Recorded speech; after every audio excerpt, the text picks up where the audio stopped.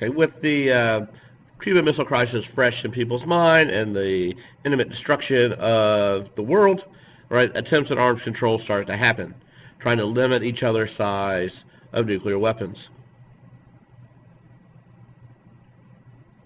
Right, the Test Ban Treaty is the first to be signed. Soviet Union's proposed total nuclear disarmament. The United States rejected the idea. Instead, President Kennedy favored limited nuclear weapons tests. But the Cuban Missile Crisis convinced both sides it was important to make arms control progress.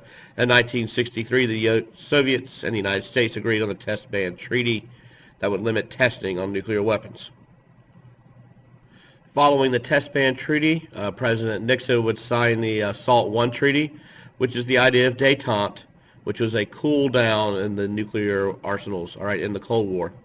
Right, the ABM missile, anti-ballistic missile treaty, okay, and then the SALT II treaty.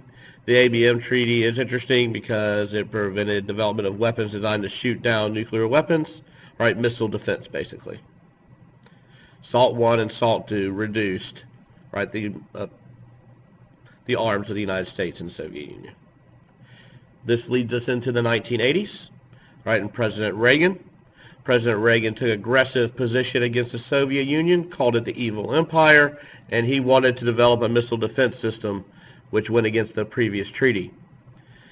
Right, so the United States will dump billions of dollars into a program called Strategic Defense.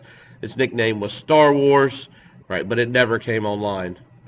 In 1988, the two countries ratified another treaty, the INF Treaty, and it called for elimination of certain types of missiles.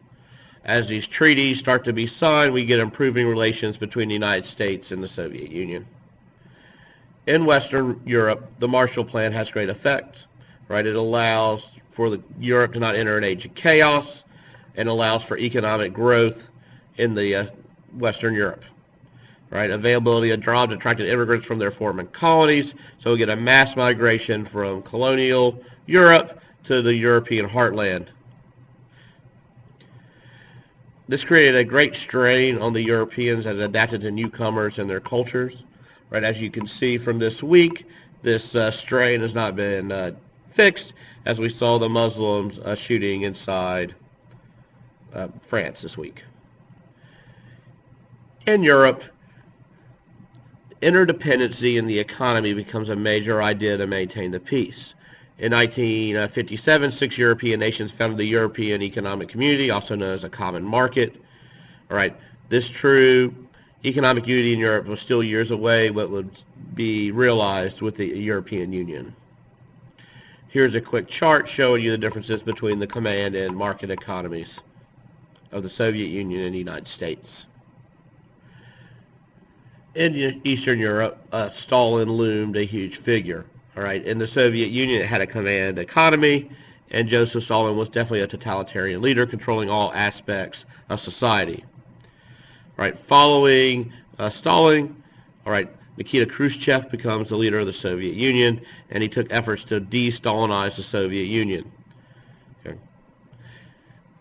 Stalin's ideas of economic and political restrictions are loosened, right? Individual freedoms are limited, and he still took a hostile stance to the West.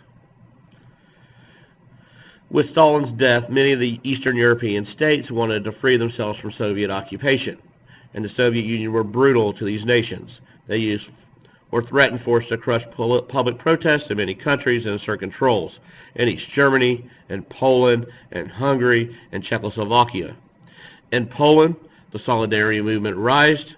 Solidarity was basically anti-government protest, and the Poland communist government used martial law to suppress the movement but could not destroy it, and Solidarity would bring down communist control of Poland.